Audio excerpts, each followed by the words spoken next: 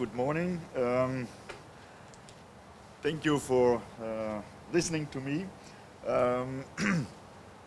First, I wanted to really say that BTC is not a bilateral donor agency, but is a bilateral execution agency, which is slightly different maybe from the title of this session.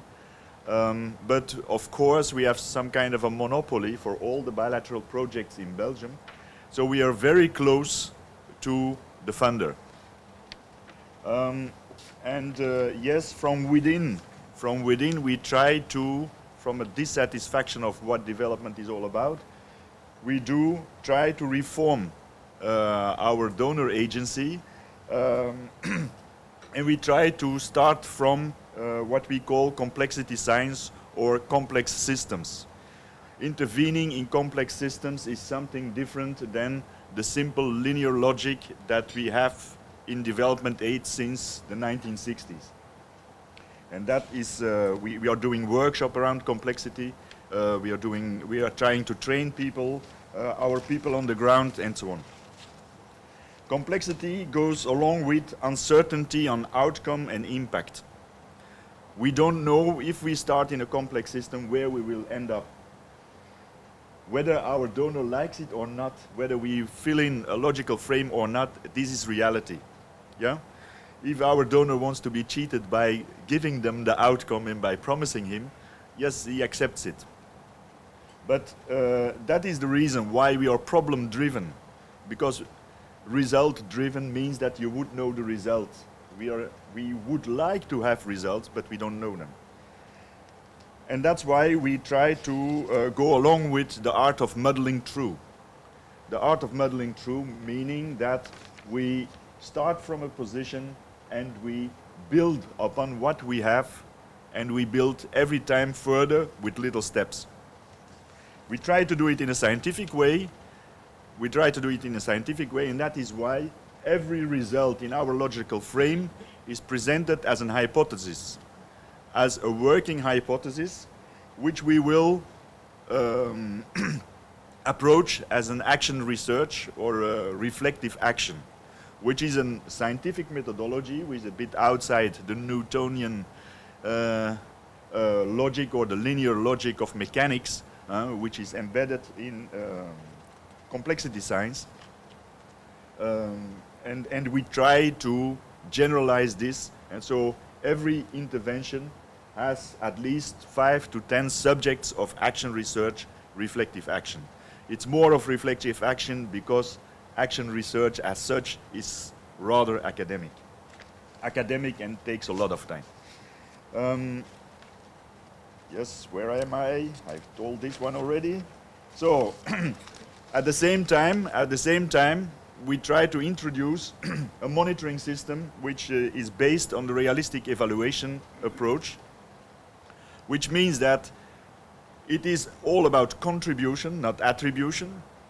Again, whether our donor likes it or not, but we try to illustrate it. And so if we want to go from A to B, we say that there are at least 3 actors. There is the environment, and the environment is the whole system. It's the nation, it's the country in which we work, it's the economic situation, it's a lot of things which we can't influence, and which is determining, of course, the course of any intervention, of anything in the country. It's very powerful.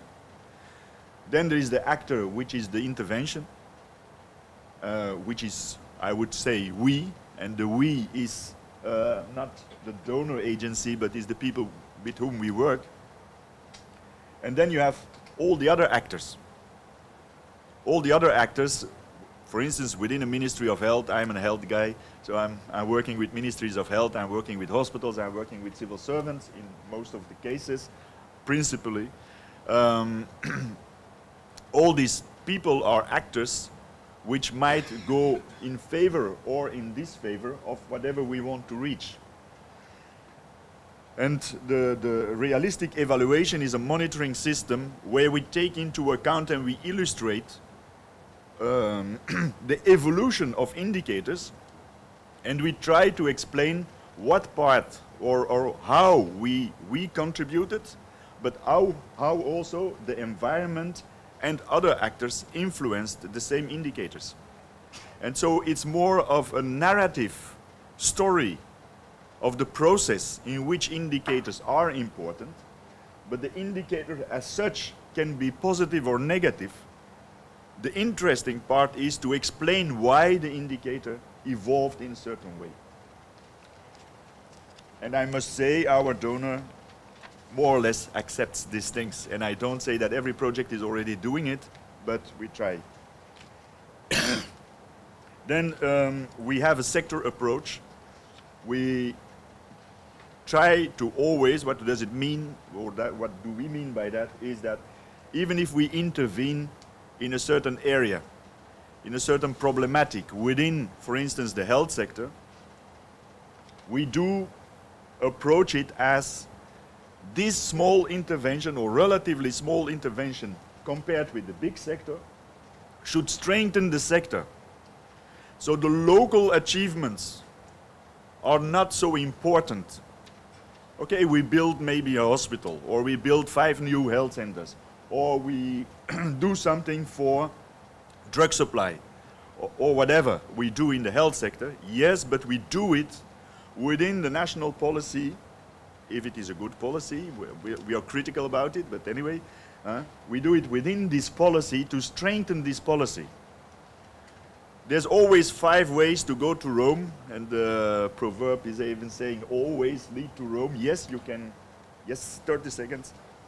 We can get always to Rome, but the pathway towards Rome is more important. Do we strengthen the sector, or are we bypassing the sector, doing our own thing and achieving our own results? This is the very different way of approaching things. And 2 last small points.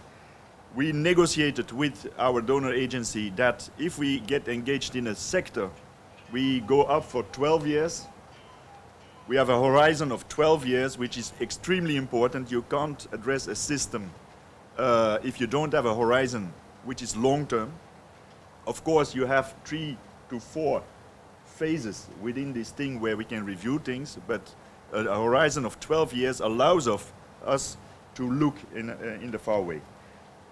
Lastly, we in every intervention, because we want to do action research or reflective action, the actors in the field need an external eye to question them, to support them in what you're doing, why are you doing it, and how you're doing it.